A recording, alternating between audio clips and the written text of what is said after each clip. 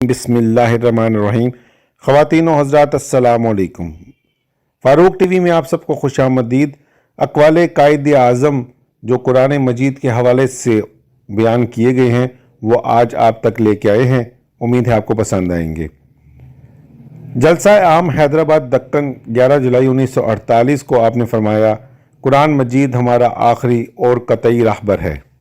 इसी तरह क़याम ईद 1945 में आपने फरमाया, कुरान मुसलमानों का हमागीर ज़ाब्ता हयात है, मजहबी, समाजी, शहरी, कारोबारी, फ़ौजी, अदालती, ताज़ीरी और कानूनी ज़ाब्ता हयात। इजलास मुस्लिम लीग कराची 1943 में आपने फरमाया, हमारा रिश्ता, हमारा लंगर, हमारी चट्टान खुदा की किताब कुरान मजीद है।